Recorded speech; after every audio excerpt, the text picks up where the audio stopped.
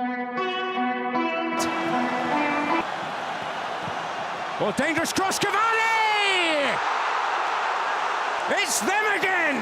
That fearsome front two The transfer market has finally closed and I am relieved. You know, as a Manchester United supporter, it is so frustrating when a transfer market opens, and it's not supposed to be like that. The transfer market is supposed to be the most joyous time for us as Manchester United supporters, because we are supporters of one of the biggest clubs in the world. So we should be going out there and doing deals that other clubs can't do. We should be buying the best players at the right prices at the right time. Instead, we do the exact opposite. You see other clubs like Chelsea, Liverpool, Manchester City, and foreign clubs like Bayern Munich and Real Madrid. You see the business that they do. They got a clear plan, they execute the plan, and they get their targets. And for us, it's the exact opposite. We get linked with every player and we end up signing not even half of those players. We end up not getting our priority players. We end up getting the second choice, the third choice, sometimes the fourth choice on the list. That's how poor we are when it comes to transfers. And so this transfer market really was a stressful one, and some people are saying that it's the worst transfer market that we ever had with regards to the players that we signed, and I can't say I disagree. We went and we signed, let me just get the total number for you. We went and we signed 5 players in this transfer market. 5 players. We signed Donny van der Beek, we signed Alex Telles, we signed Edison Cavani, and then we signed 2 18-year-old players. Why would you sign those 18-year-old players? I don't know, it beats me. I will get more into that. So those are the players that we signed. And we had priority positions that needed to be sorted out in the starting 11. When we went into the transfer market, every one of us as fans, and even the mainstream media, we were all on the same page. We knew the positions in the team that needed to be strengthened and addressed in the transfer market. Those positions was a right winger, was the CDM, was the centre back. Priority. Then when you address those areas, then you start looking at a left back and you start looking at a squad player that can play in the number 10. Unfortunately, those 3 positions we did not fill. Those 3 positions are still areas of concern in our starting 11. We needed a right winger. Jadon Sancho was there. He was available. Borussia Dortmund told Manchester United, we are willing to sell Jadon Sancho to you at £108 million, but you need to get the deal done by August the 10th. Manchester United did not heed to what Borussia Dortmund said. We thought we were bigger than Borussia Dortmund, and we weren't going to be bullied what they said. We did not submit a bid on August 10th as they asked. We submitted a bid at the end of September. A month later than the deadline that Borussia Dortmund put. And we submitted the bid then and it got rejected. We needed Jadon Sancho. We did not have a right winger since CR7 left us. Since the days of Ronaldo. Don't count Antonio Valencia. He wasn't even good to be at Manchester United or to be starting for Manchester United. It just happened that Sir Alex Ferguson was there. And Sir Alex Ferguson is the greatest manager of all time. He made players like Park Ji-sung, Darren Fletcher, John O'Shea look top class. He could work with any player, but we did not have a proper right winger. Jadon Sancho was available, who was a generational talent, and we did not get him. He was our top priority. Everybody knew that. The club also knew that. Ole Gunnar Solskjaer wanted him. He was our top priority. And I tell you what, us as fans, we would have even accepted a transfer market where we only signed Donny van der Beek and we only signed Jadon Sancho. We would have accepted that. Or a transfer market where we only signed a centre-back and we only signed Jadon Sancho. We would have accepted that as fans because we understand the climate that we are in, the pandemic that the whole world is in. We understand you can't move around as you once could. It's not business as usual. We understand that. But guess what? The club don't understand that. The club done what messed the Sancho deal up. And so we never get a right winger. Then we needed a CDM. And there were CDMs available. But I will get into the CDM when I talk about Donny van der Beek. but there were CDMs available. Thomas Partey had a release clause in his contract. Arsenal ended up getting Thomas Partey. We needed a holding midfielder like Thomas Partey. Thomas Partey is a top-class holding midfielder, a robust, combative midfielder. We needed that guy. We do not have that anymore at the club. Nemanja Matic is 32 years old. He is on the decline. We saw that last season. He is on the decline. He can't run anymore. He is static. People call him Static Matic. That's who he is. And so you don't worry about Matic. Fred can do a job in the CDM position, but he's not disciplined. He's not disciplined enough to do a job, and Fred needs coaching in the CDM position, something that we don't have. We don't have coaches at Manchester United. You look at the football and you can clearly see we don't have coaches at Manchester United. So that was the CDM position that needed to be filled. Then we go to centre-back. We needed to fill the centre-back position. We needed a partner for Harry Maguire. We spent 85 million on a centre-back that is nowhere near world class. We got robbed in broad daylight for Harry Maguire. Harry Maguire, according to some pundits out there, and you all know these pundits, they are in the mainstream media, ex-Manchester United players, they were vouching for Harry Maguire, saying United need to get Harry Maguire. United need to pay up for Harry Maguire. He's a leader. They even said this, Harry Maguire will have the same impact that Virgil van Dijk had at Liverpool. We signed Harry Maguire. Harry Maguire is just as poor as all our other centre-backs. He had no impact at all. From the time we've signed Harry Maguire, he has been average. Not once did I see a performance from Harry Maguire that showed me, you know what, this guy can be world class. Not once. He has been average or poor. And that's the guy we paid 85 million, a guy that's supposed to sort out our centre-back problems. He sorted out nothing. All of a sudden, it looks like we need two centre-backs. But okay, we've got Harry Maguire. We bought him for 85 million. He has to play. Okay, he's not a bad defender. He's a good defender, but he's not nowhere near world class. Nowhere near world class. Nowhere near the price tag that we paid for him. Harry Maguire is a 50 million defender. So okay, we needed a partner for Harry Maguire because Victor Lindelof don't work.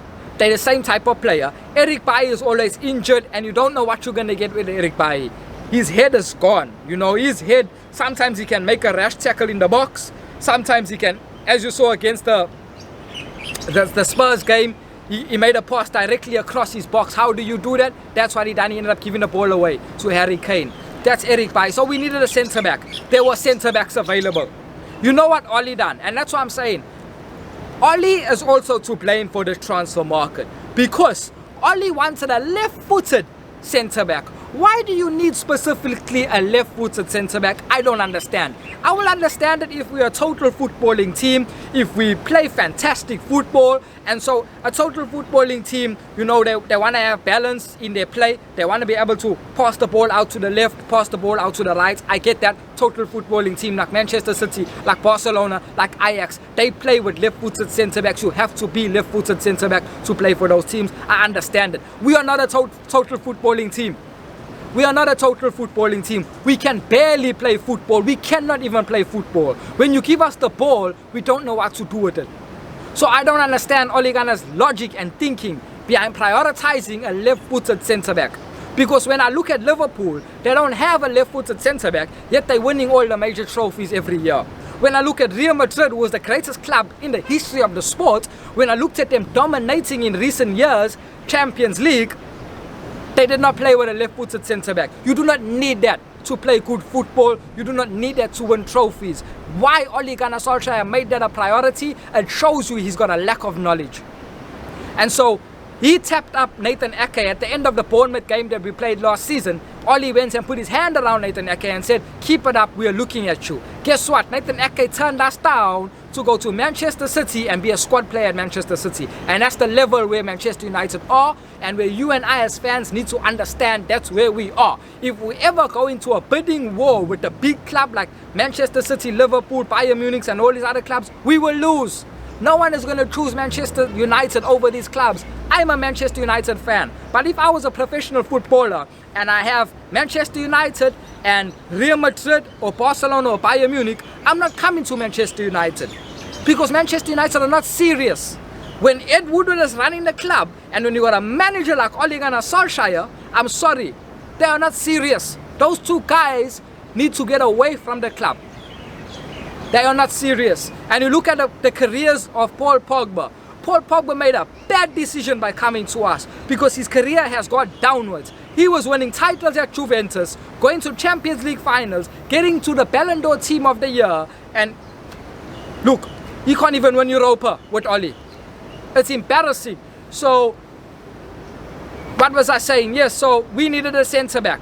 And the centre-backs that were available were also, let me continue on the left-footed centre-back. So Nathan Ake chose Manchester City. Then we started looking at Gabriel that Arsenal just signed. But we only really registered interest in Gabriel once Arsenal started negotiations with him.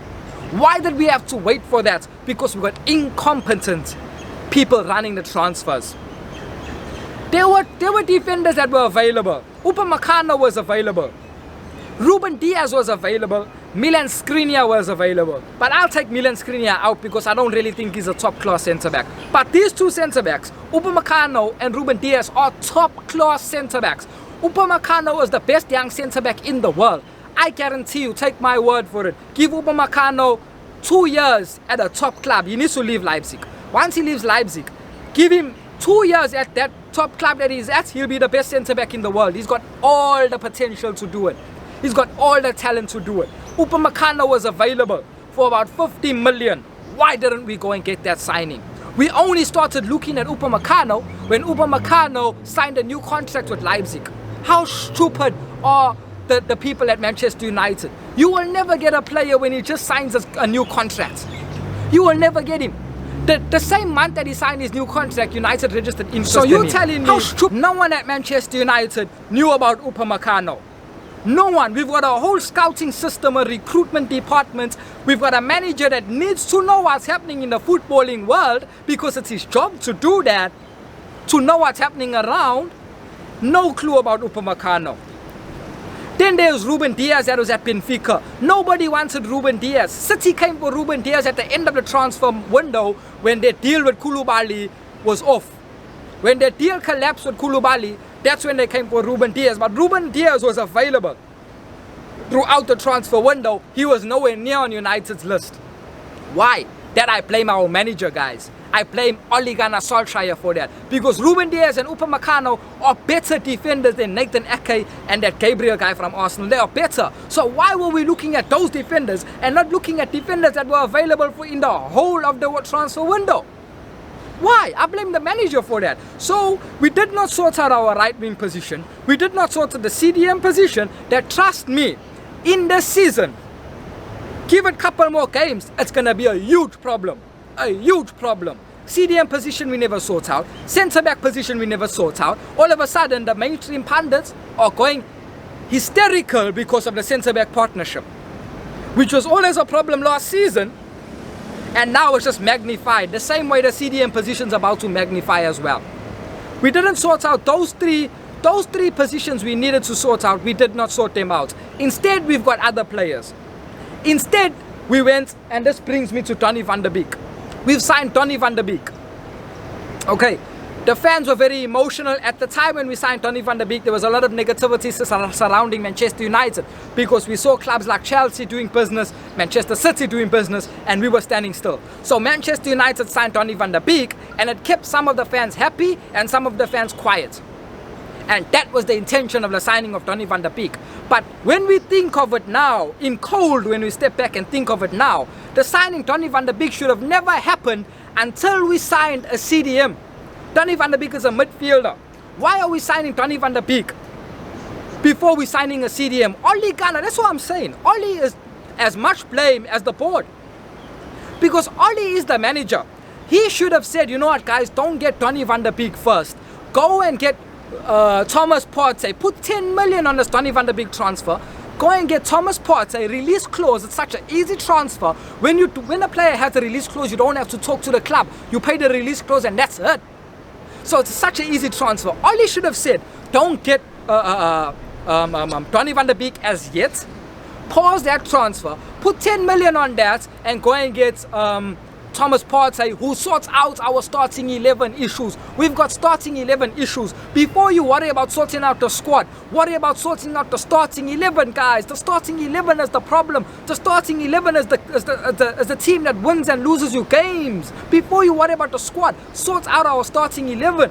So before we signed Donny van der Beek, that's what Ole Gunnar Solskjaer should have done. Instead, no, nothing of that happened. We signed Donny van der Beek, who does not solve a starting 11 problem for us. Donny van der Beek is sitting on the bench, and we've got problems at the starting 11. I would have been okay if we signed a CDM and if we signed Donny van der Beek, because Donny van der Beek as a player, as I said earlier, that we needed a squad player. He's a squad player to give Bruno Fernandes rest, and that is something that we needed. We needed someone, a number 10, another number 10 to come in and give Bruno rest. Pogba can play in the number 10, but it's not his best position. Pogba's best position is a number 8. So we needed a squad player, number 10, that can give Bruno rest, 100%. Donny ticks that. But before you worry about the squad, sort out the starting 11. CDM, we did not do that. So we signed Donny van der Beek, and I'm happy with, in general, I'm happy about him. He's a good player. He's technically very sound. You can see he's a very well coached player. Ajax got the best coaching system, we know that. When he comes to Manchester United, all of a sudden, I'm sure he must be shocked at the standard of coaching, because he plays 1- and 2-touch football, and no one in our team is doing that. So that's a Donny van der Beek transfer. It should have never happened until we sorted out the CDM position. Anyway, we signed Donny van der Beek. Then we went and signed Alex Telles. We signed Alex Telles for about 15 million pounds, I think it was. Somewhere there. Cheap fee. Very good left back. However, as I said at the beginning of this video, before you worry about a squad player, before you worry about a left back, there's 3 priority positions. Right wing, CDM, centre back. Before you sign Alex Telles, let's get a centre back in, guys. Let's get a centre back in, because the centre back issue is much more of a crisis than the left back issue. The centre back issue, we've got a major problem there. So let's get that sorted. Then we worry about Alex Telles. But that did not happen. So we left another starting position, a starting 11 crisis, to go and sort out the left back position, who we do have a left back. And yes, Luke Shaw, maybe he's not good enough. Luke Shaw is a very good defender.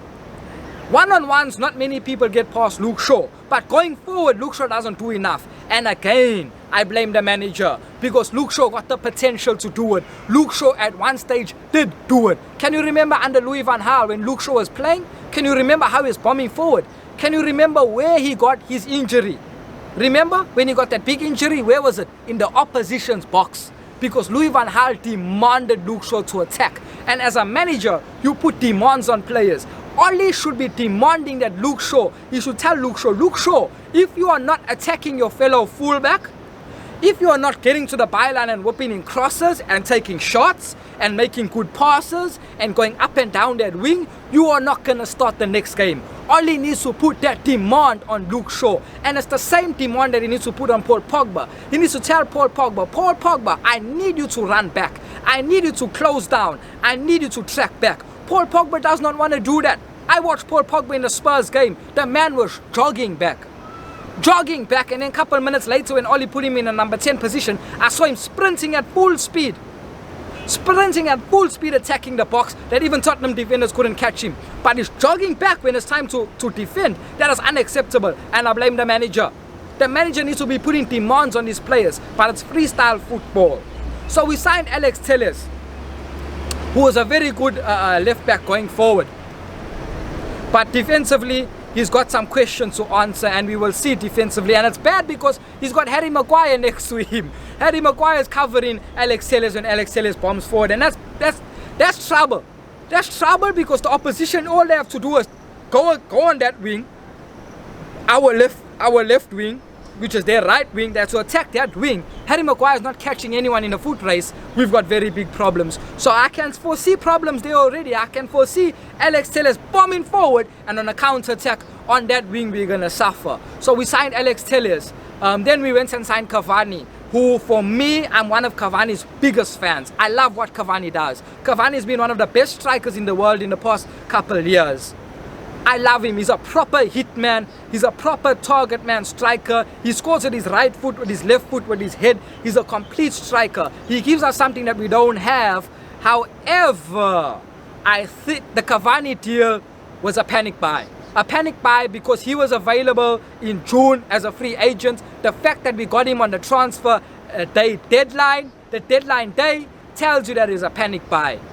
And for me, I see a lot of problems coming with the Cavani deal. I see Cavani stirring up a lot of problems. Maybe not him himself, but just the way Ollie's going to use him. Because Cavani's coming to play football. Cavani's not going to come and be a Negalo. Cavani's coming to play football. He might not start, but he's coming to play football. And the minute Ole Gunnar Solskjaer starts taking off Anthony Martial at the 60th minute, 70th minute for Cavani, there's going to be big problems. The minute Ole Gunnar Solskjaer starts benching Martial for Cavani, there's going to be big problems. Ole is on the verge of losing the dressing room. Now some fans are saying he already lost the dressing room. I beg to differ. It's too early to say that for me. But I can see he is going to lose the dressing room, especially with the use of Cavani. Ollie's got favourites. We know that. One of his favourites is Marcus Rashford. No matter how poor Rashford is performing, Ollie will always take Martial off before Rashford. We saw the same with Scott McTominay and Fred. We see the same with Maguire as well. No matter how poor those players are playing, they play. Scott McTominay plays. If he's playing, Ollie won't take him off. Maguire, no matter how poor he's playing, Ollie will never not start Maguire. Same with Marcus Rashford. So I can see problems with the Cavani usage. And also with Paul Pogba. The minute Ole Gunnar Solskjaer benches Paul Pogba, maybe for Donny van der Beek, he'll lose the dressing room. So Ole's at a very dangerous place. We signed Edison Cavani as a panic buy. Panic buy, but I'm excited to see what he can do because I love him. I love a hitman striker. For me, I don't favor the strikers of Martial, of Bobby Firmino. No, I like the hitman strikers, Harry Kane, Lewandowski, Suarez, Haaland. I like those tall, strong, powerful target man strikers. Complete strikers can hit the ball as well. And then we signed two youngsters. The name is Traore. One of their names is Traore. And the other name is Pelestri. I don't know them. I have no clue about them. I watch YouTube videos of them. Traore looks like he's got something about him. Pelestri looks like he's a Daniel James, a Uruguayan Daniel James. For me, they are too young. I'm not interested in them. I don't even consider them as signings, as transfers. They are too young. They are not able to help us right now. For me, the best thing United need to do is send him out on loan. We're going to get Traore now in January. United need to loan him out. He's too young to help us, and he cannot come and sit on the bench. The main thing young players need is minutes. Young players need minutes to develop their talent, to bring out their talent, to mature their talent. So we need to give these two young players that we signed, we need to send them out on loan. Will United do that? No. United don't send players out on loan. We don't do that. We'll probably let them sit on the bench, play in the youth team, sit on our bench, and that's it. They're not good enough to start for us right now, guys. We've got starting 11 issues. Can't be looking at 18-year-old boys that none of us know. So it tells you that they're not doing anything great. So that's the signings. The people are upset. The people are upset with the transfer market. However, guys, with the strike force that we have and the midfielders that we have a look at this.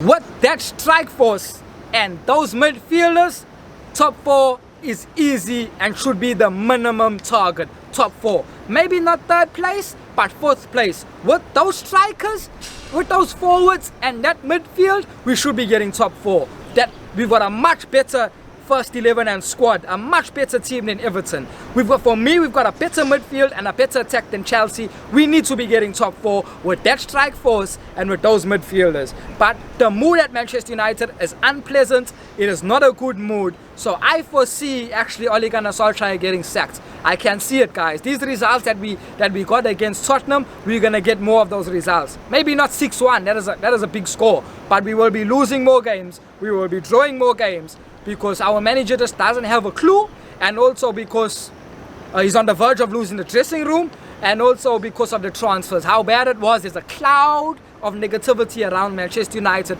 and it does not come from us fans. It does not come from the mainstream media. It comes from you, Manchester United. It comes from you, Ed Woodward, and filtering down. You'll brought this negativity. You'll need to sort it out. Guys, that's my transfer show, a transfer recap. I'm so excited and I'm so relieved, that the transfer window has ended. Let's turn our focus onto the football field. Let's hope our manager can turn things around. Do I think he can? No, because he's not good.